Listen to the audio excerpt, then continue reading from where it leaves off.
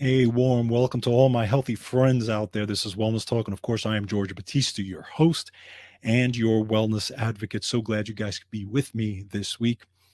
This week, we're going to be talking a little bit about anxiety, something that I've dealt with when I was a kid. And I'll go through my experiences as well, as far as what I went through. Very messy times when I was a kid, but a lot of people are dealing with anxiety these days. Mental health is actually, such a huge problem, especially after the pandemic. And I think the pandemic really exacerbated everything, especially the way things were handled. There was a lot of panic, there was a lot of fear that really shouldn't have been for the most part. Okay. And a lot of people are still dealing with anxiety and panic disorders. Now, again, mental health issues and that type of thing coming out of the pandemic. So I wanted to address some of that as far as not only some of the studies and statistics, as you know, we always kind of do a little bit of both here. We talk about studies, we talk about statistics, but we also talk about experience. So I like to bring both to this show just to kind of give you different views. So we're going to talk about a little bit of the studies and stuff like that when it comes to anxiety. Then I'm going to talk about also my experiences and how I dealt with it.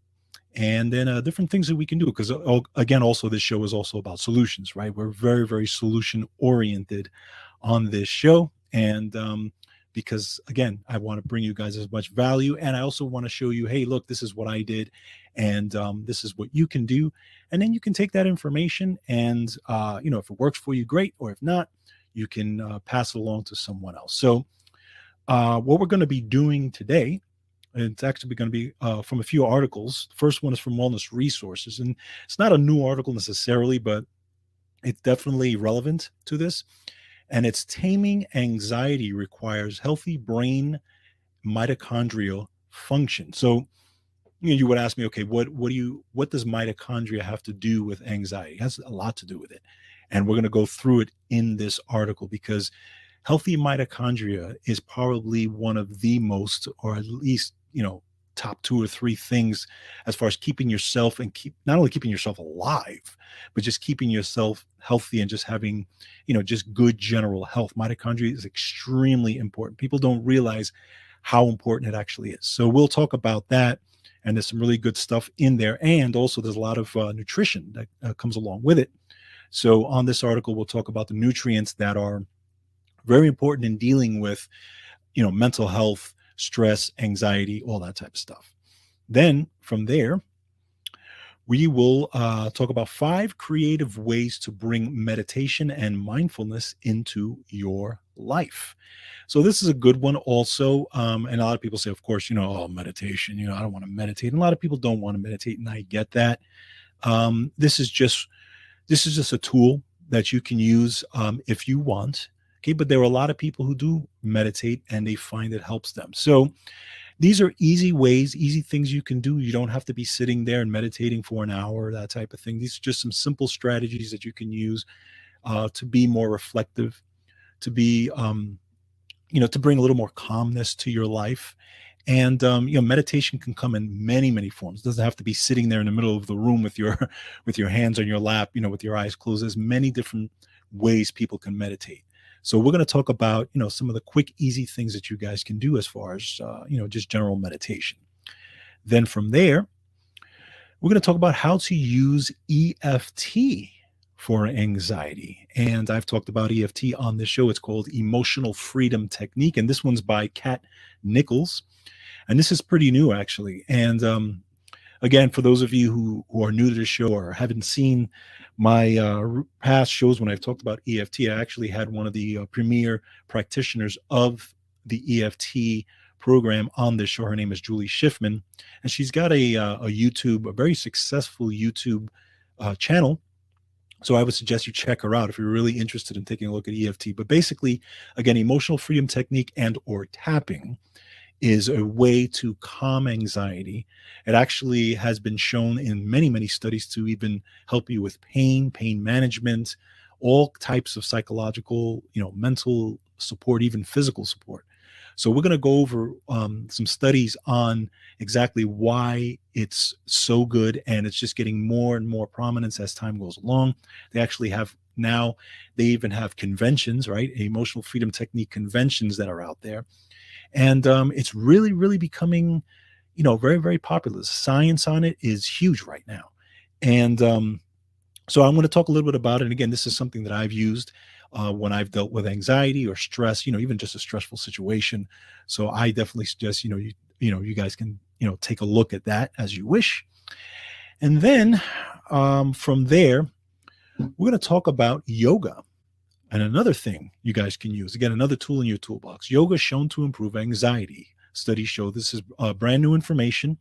This is from Langone Health. This is NYU School of Medicine. So they're going to talk about a study regarding yoga, and it was yoga versus two other therapies and how the actual study went when they actually went over the results and how yoga fared in this study. So I think you'll find that of interest to those of you who are very interested in yoga, or if you've always wanted to try it, but you don't know how to get started. We'll talk about that as well. Again, I'll talk about my experiences with it.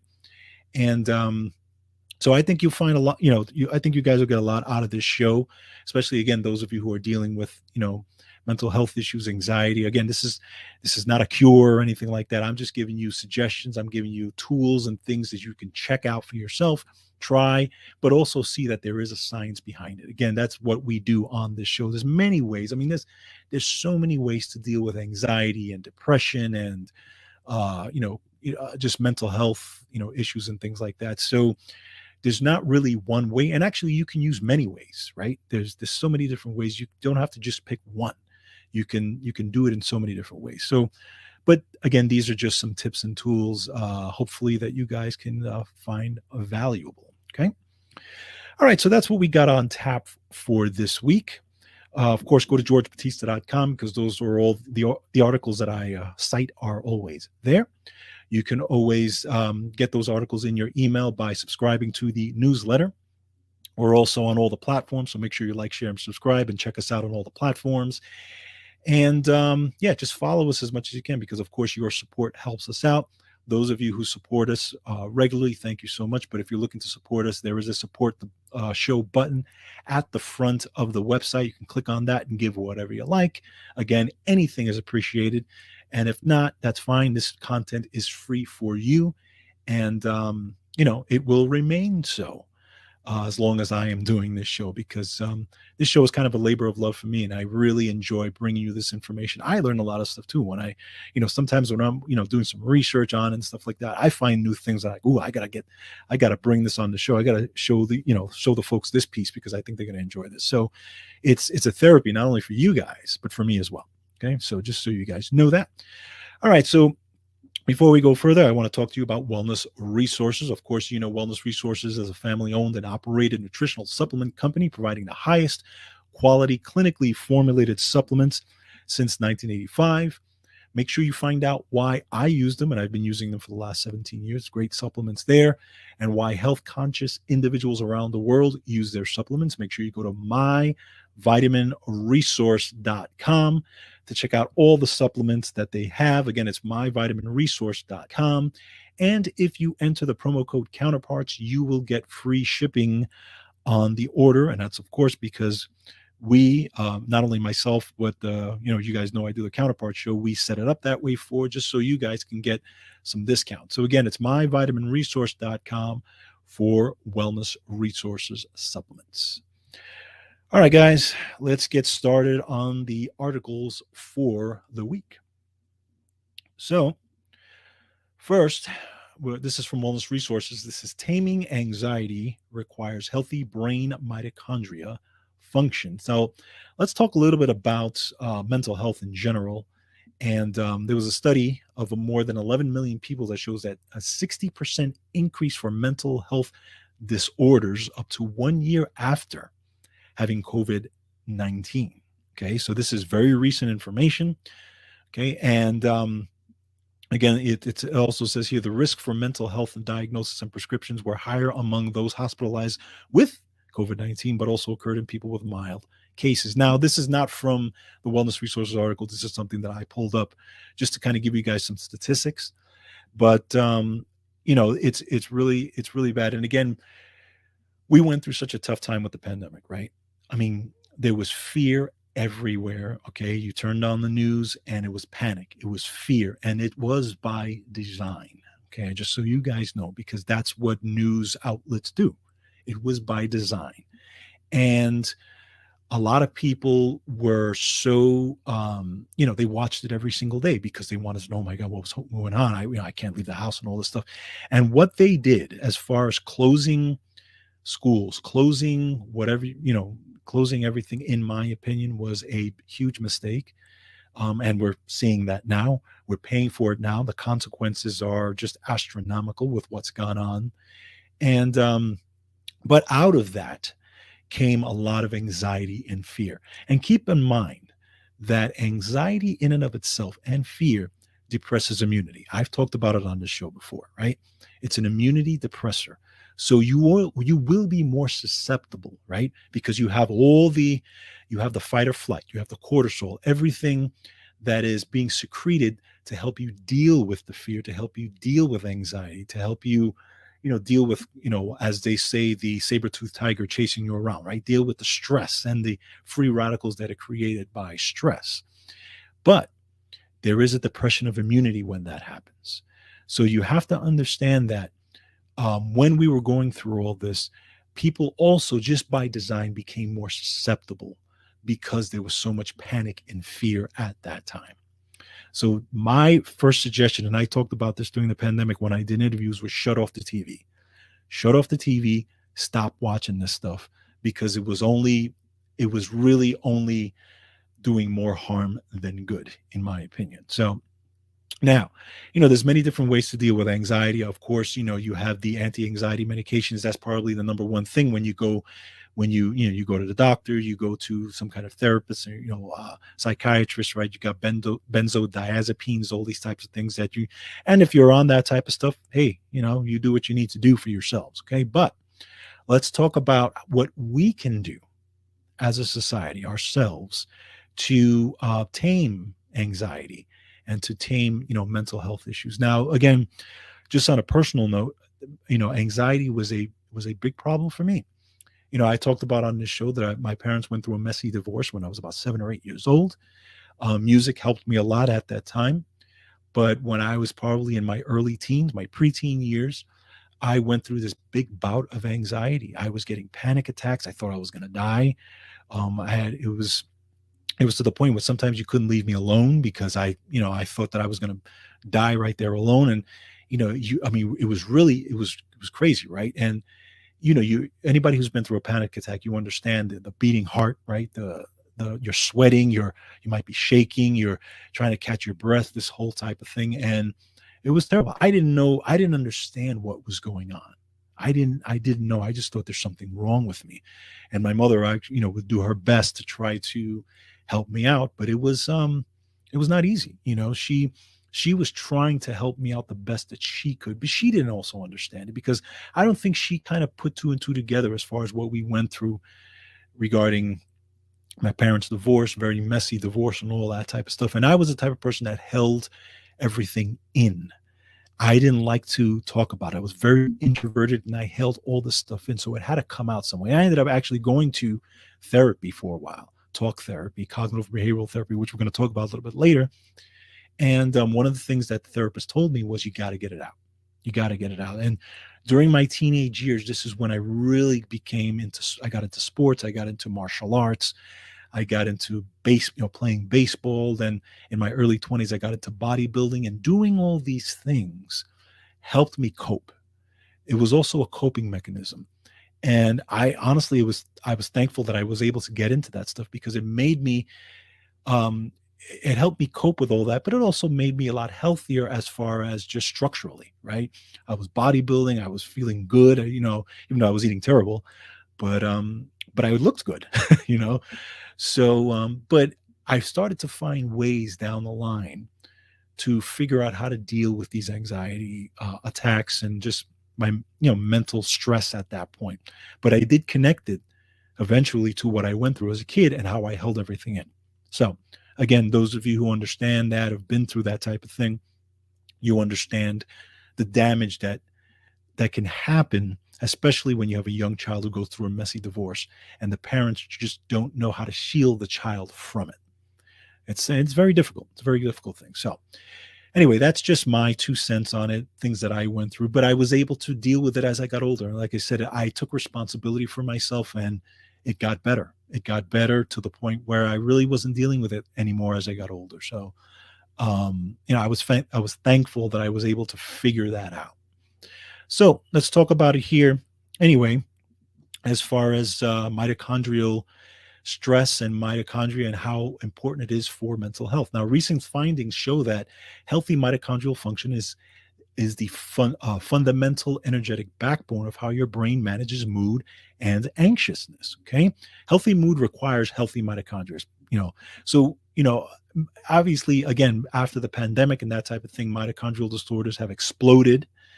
Even before that, in the past decades, they've exploded. It was an estimated 18% of the population, nearly 1 out of 5 individuals, is affected by anxiety. Okay, so when you have a mitochondrial breakdown, okay, you can end up with fatigue, lungs, immune problems. Okay, you can have blood sugar problems, obesity problems, adrenal problems, premature aging, wrinkles, hair loss, all these types of things, right? All tissues in the body except red blood cells are rich in mitochondria, especially the brain. So now let's talk about the brain's energy demands and survival, because in order to run your brain and have healthy brain mitochondria, it is metabolically expensive for your body because there's a lot of energy that it requires. Okay. So your brain is one of the most metabolically active organs in the body. Only the heart and kidneys surpass the brain's energy budget or expenditure. So the average adult brain weighs about 3 pounds, but consumes 20% of your oxygen and 25% of the glucose intake. Okay, keep that in mind. Within your brain's nerve tissues, mitochondria use oxygen and glucose to perform cellular respiration, where it produces ATP that energizes cells for their own function. Okay, so now you have your brain that actually produces ATP. Very important in this. Okay, so healthy, energized mitochondria producing ATP are essential. Keep in mind, they're essential for neurotransmitter production, for stress tolerance, and for numerous nerve cell reactions. Now, let's talk about energy as a currency for the brain and body. So, energy, or every single response or stressor, real or perceived, that your brain attends to, is involved with energy currency or ATP, and triggers a mitochondrial response. All of the signals that your brain sends out to the rest of the body via your nervous system depend on the energy currency of ATP produced by mitochondria. So remember that. Keep that in mind. All these signals, because you have, especially in the gut brain, right? You know that when you're stressed, you tend to have a lot of gut problems. A lot of people have gut problems. They have digestive issues when they're stressed. Well, there's that gut brain connection, right? A lot of stuff going on. Well, there's mitochondria that is intimately involved in making sure those signals go back and forth, not only to your gut, but to your entire body. But mitochondria is intimately involved in that. Now, your brain needs healthy mitochondria for a positive, stress tolerant mood, making it essential for health and well-being. Now, breakdown in the brain mitochondria opens the door for concerns like an anxious mood and premature aging, right? So you think about it, there are people in this world who, um, I would say, they look older than they do, because they were people that went through a lot of anxiety, a lot of stress in their life. And stress actually makes them look older. You will see it in their hair, their skin, their nails. You will see how much older they look. And keep in mind that not only are you older on the outside, but you are older cellularly on the inside. So, there's two different types of aging, right? You have cellular stress or cellular aging, and then you have your regular biological aging. You have your, aging in terms of how you look, and aging in terms of your cells and how fast they age. And they can be different. They will not exactly be the same. Keep that in mind. So, under the bombardment of chronic stress, right? Okay, physical, chemical, and emotional stress that we all go through, mitochondria change in structure and function because they need to accommodate the burden of the stress that you're putting it under. And again, it's physical, chemical, and emotional stress. So what happens What's involved in the stress response. Of course, we have cortisol. We talked about that before. So we have today's modern stress demands. Cortisol levels may be too high and or maybe too low. And this can be a problem because this can wreak havoc on your system. This can actually lead to the formation of what's called ROS, or reactive oxygen species, and especially in your brain, which influences mitochondrial function and actually can decrease mitochondrial function. Okay. And just cause more cellular stress. So cortisol levels constantly either being elevated or too little. There has to be a balance. There has to be a balance. Your body was designed to handle spurts of stress, but not ongoing, not constant. Okay. Your body can handle the stress at one point, but then eventually should ideally settle down. But in today's society, of course, we're stressed constantly. We're stressed 24/7 with all the things hitting us, with all the physical, chemical, and emotional stress hitting us. Of course, we're filled with tons of anxiety, right?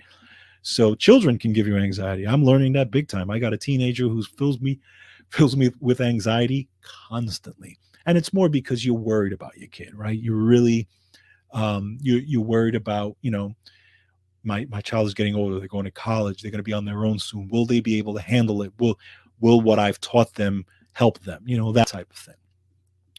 Next, we also have estrogen, right? Estrogen and hormone transitions strongly affect mitochondrial function. And keep in mind that estrogen controls mitochondria biogenesis, or basically the formation of new mitochondria.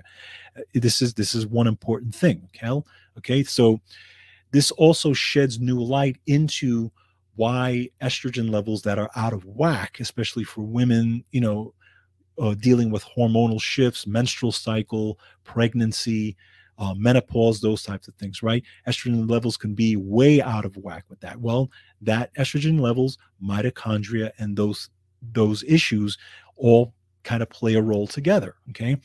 Unfortunately, women going through these types of things, a lot of times they're tired, a lot of times they can go through some kind of kind of ups and downs when in terms of mood, especially during pregnancy and that type of thing. I mean, think of what women are dealing with, just what their bodies are putting them through. It's incredible what women deal with. But another thing, sedentary lifestyle stalls out energy production. Okay, so consumption of high calorie foods, not exercising, all this types of thing can also wreak havoc on your mitochondria, and again, obviously result in a loss of ATP production, that type of thing. So, what can we do to take the responsibility back and get ourselves back to dealing with the stress, dealing with the anxiety? Okay, let's look at some of the things that can help. Okay, the first one, exercise. That's number one. Exercise turns on mitochondria and stabilizes brain stress. I know you don't like to hear it. I know it doesn't sound sexy, but at the end of the day, it is what it is. Exercise will help you with this. Exercise is essential to the electrical activity of mitochondria. It helps mitochondrial polarize or reboot ATP production, which helps to balance out the oxidative stress and the reactive oxygen species production. Because remember, right, it's a stress on you, right? It's a physical stress that you're putting on yourself, right? So your body reacts to it, cortisol is released, all these types of things. But once you're done, it brings you back down to baseline, and then you're able to handle things a little bit better, because now you're conditioning your brain and your body to be able to handle stress better, to be able to sleep better. All these things, they're all combined. Okay, so keep that in mind. Now, your body needs also balance with physical activity and caloric intake, extremely important. So, things like, if you can do higher activity when it comes to, for example, HIIT training, high intensity interval training, helps rapidly boost your energy production, helps to support mood, and helps anxiety and depression. They've showed in many, many studies. Strength training boosts mitochondrial function as well. Okay, because again, you're getting out, and this is what I found, right? When I was younger and I was dealing with the anxiety, I went into bodybuilding, I went into martial arts. These things helped me so much, as far as taming all that anxiety because I was able to get it out. Okay. So if you're a person that is dealing with it and you are, you were like me. Let's say you kept everything in, you got to get it out somehow. Even if you put a heavy bag in your house and you just punch it, you got to get it out somehow. It really, really helps you if you can do that. Let's take a look at nutrition now. Dietary and antioxidants that can help you as well. Antioxidants are needed, obviously, to quench free radicals, right? Again, free radicals are produced every single day, but free radicals, again, can damage your mitochondrial structure and function, okay? So things like Ayurvedic herbs like Bacopa, Bacopa, that's Bacopa monnieri is great. Acetyl L-carnitine is great. Bacopa has been used for thousands of years for brain health. Acetyl L-carnitine helps neurotransmitter function and nerve repair in the brain, something you can use. It helps mitochondria with burning fatty acids, which is necessary for, again, the production of ATP. It also quenches free radicals and also, the free radicals that are caused by the acute stress that the brain goes through, right? So it helps with that. Let's look at some other stuff. Coenzyme Q10, PQQ is great. B vitamins. B vitamins are really, really key here because B vitamins also work together with your adrenal glands, right? So they help with stress, especially B1, B2, and B3. Magnesium. Magnesium is probably one of the biggest ones. Also, things like lipoic acid, N-acetylcysteine, fisetin, grapeseed extract, all these types of antioxidants. Vitamin C, actually, vitamin C is another thing, helps with adrenals as well, helps to tame the ROS, helps to bring down all the inflammation, helps you be able to deal with all the stress that you're, again, if you're having panic attacks, all that stress, taking in the antioxidants help to bring that stress down, help your body handle it much better. Magnesium glycinate, one of the big ones, is very, very good. I would suggest if you guys want to take a look at a supplement from Wellness Resources, of course, one of the things to use is called Relax Mag. Relax Mag, again, it's magnesium glycinate, fantastic. You can take it during the day. It's not going to make you sleepy, but it will help kind of calm you.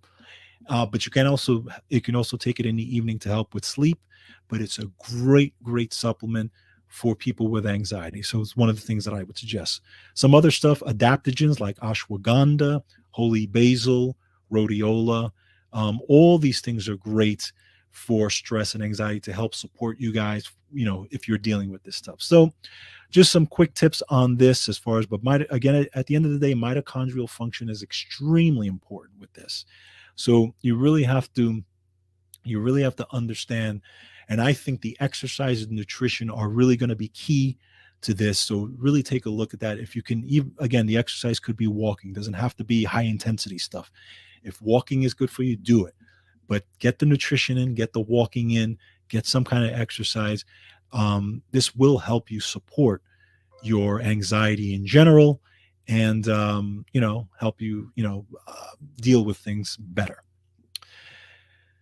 All right, next, let's take a look at meditation now. This is another solution that you guys can take a look at. Again, for those of you who may have been on the fence, may want to look at, trying meditation. This is 5 creative ways to bring more meditation and mindfulness to your life. And by the way, May is National Meditation Month. Thought you probably didn't know that. So let's take a look at some facts about meditation before we go further. In 2012, the number of people practicing meditation tripled. Okay, no wonder, because we're in a stressful society, right? It's a global practice. According to the statistics, around 200 to 500 million people in the world practice it. The meditation industry is valued at about $4.5 trillion. Meditation, there's studies that talks about meditation that helps to reduce blood pressure and support blood pressure health. Meditation also spurs nitric oxide in the human brain, which helps also to reduce blood pressure. Meditation has been shown to help with addiction. According to several publications like Addiction Research, meditation helps people overcome their struggle with addiction and substance abuse. So let's take a quick look at 5 ways to practice meditation. And again, doesn't have to be the formal meditation that a lot of people, talk about, right? The first one is do a tea meditation. That's TTEA meditation. So if you're a tea drinker, next time you cozy up with your favorite beverage, transform it into a special meditative experience. Okay. Just, take some, make some tea with hot water, get the steam, kind of, get that steam in your face, the hot, the steam that comes up, as far as in your face, igniting all your senses, and sip your tea mindfully, sip it slowly. Don't be in a rush, and just do a step by step. Just drink some tea, just quiet, drinking tea. They talk about, I mean, it's interesting, a tea meditation. I mean, very simple thing, but, they say it can be helpful. Number two, book a wellness or yoga retreat. Again, there's many places you can do it. Find a wellness retreat, yoga retreat, book it for a weekend. Take someone with you, take a spouse with you, take one of your kids with you, take a friend, especially a friend, ideally a friend who's calm, but take a friend with you, and just, pamper yourself, massage and yoga and meditation, learn how to meditate. A lot of these retreats do classes on meditation. This way you guys can learn it. So check that out. Number three, go on a walking meditation outside. Very simple way to meditate. Doesn't have to be, again, sitting down. Go into the forest if you have a forest by you. If you're in the city, walk in the city, or try to find a quiet street and just walk down and just notice everything.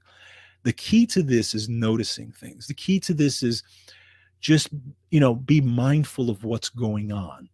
If you're in a quiet space, listen.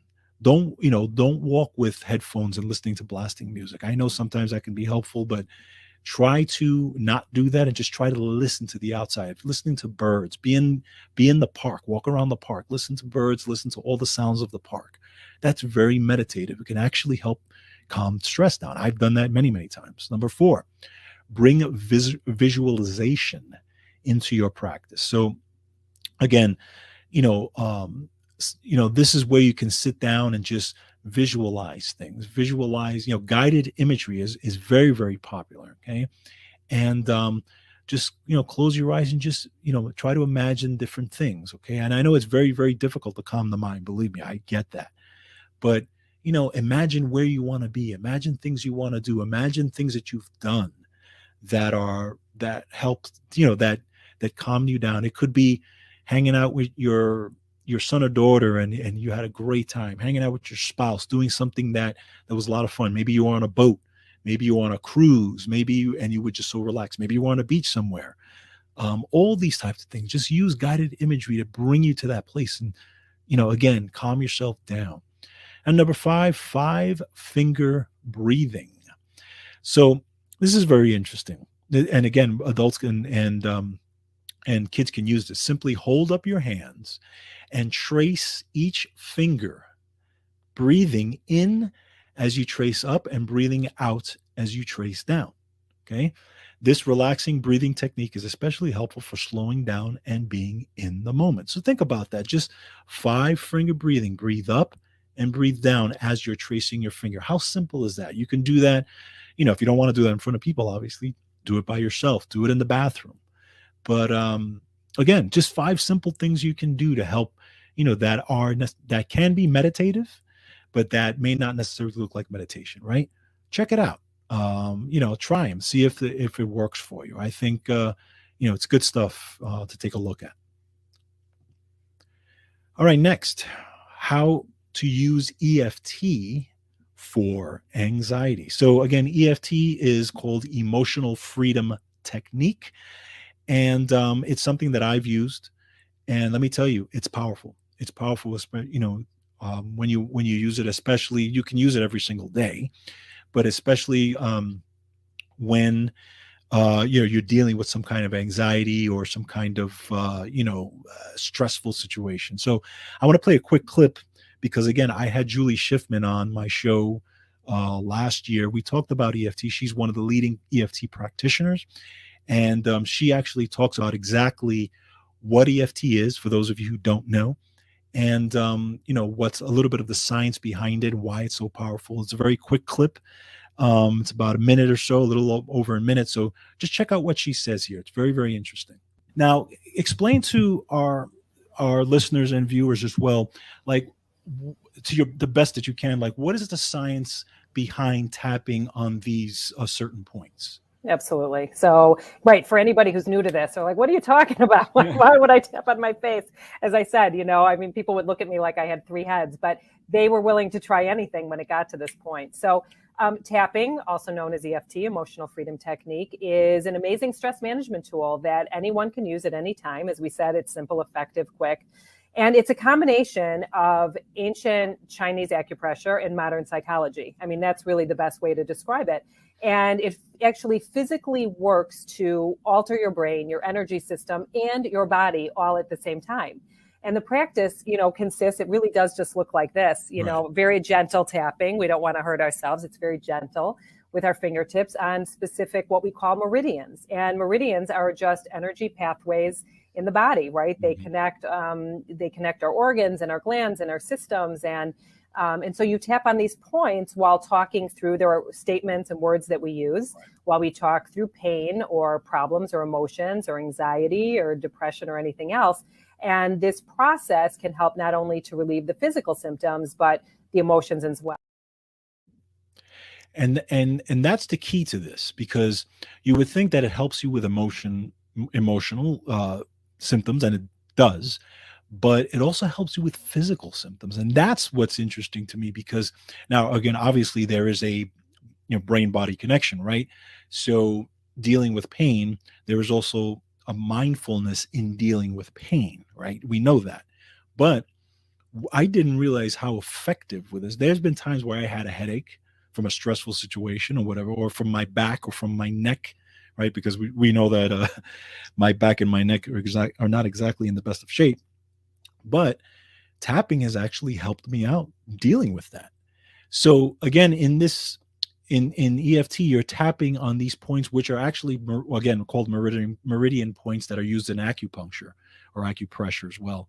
But you're tapping on these things while also talking about what it is that you're dealing with. Now, it may look ridiculous, may sound ridiculous, but let me tell you, don't knock it till you try it, because it works extremely well. I found it works extremely well. Now, there is a duration thing to it. In other words, how long you do it also makes a difference. Some people can do it for a couple of minutes and it works fine.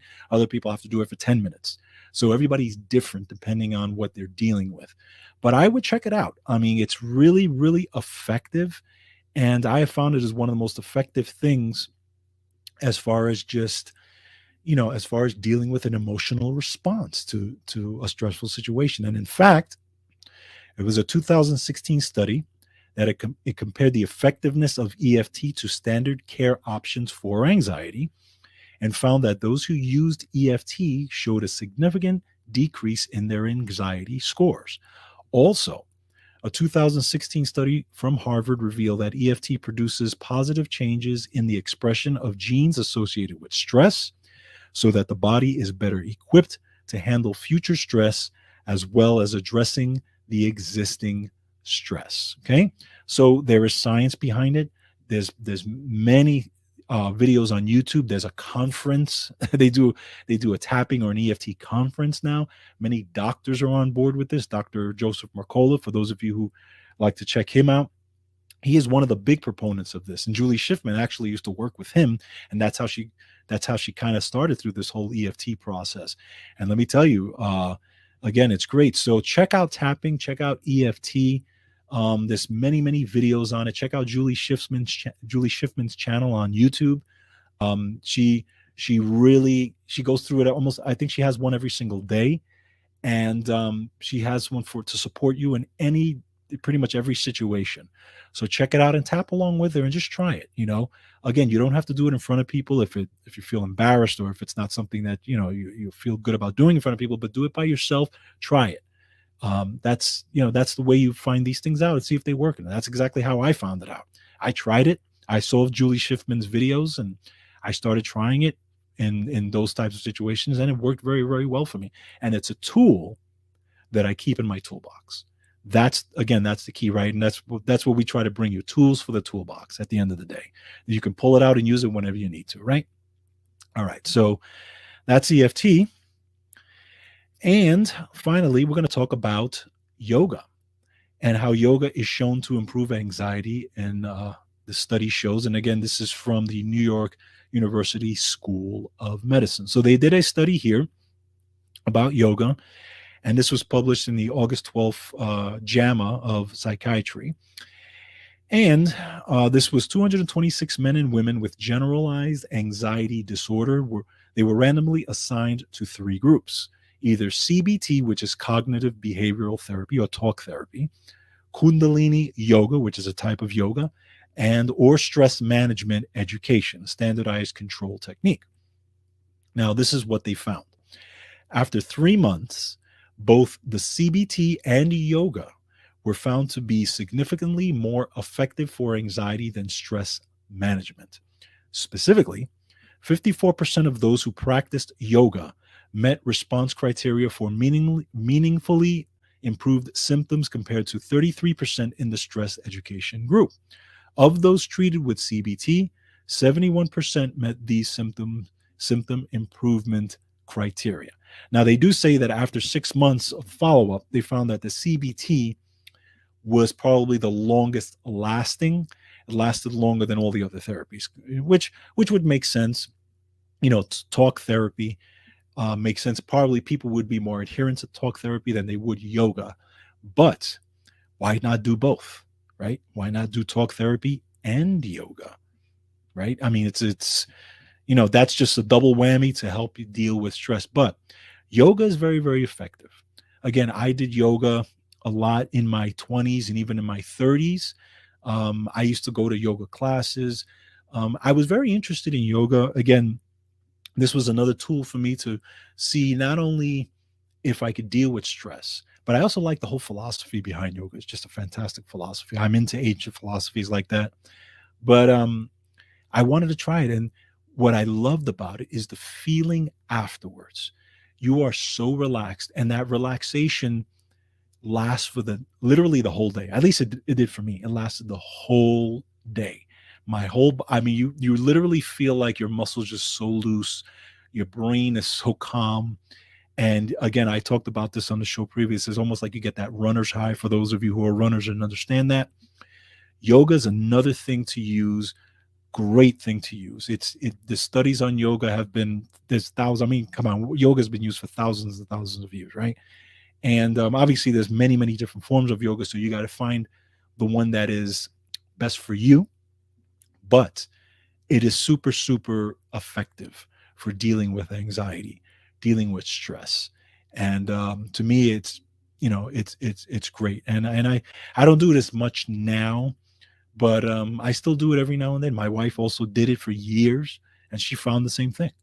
So I would check out yoga if you can. Again, start with videos. If that's the case, go to YouTube. There's thousands of YouTube videos that'll show you very simple yoga techniques, 10 minutes, 15 minutes. Eventually you can get to 30 minutes or even an hour. But there's many, many different forms of yoga. Take a class, try a class out, see if it's for you. It can get addictive. I'm going to tell you that it can get addictive. And again, I know it's not for everybody, but it can be for anybody. So again, and also the physical effects of yoga are also extremely good, because you maintain lean muscle when you're doing that. You also maintain extreme flexibility, which is key to longevity.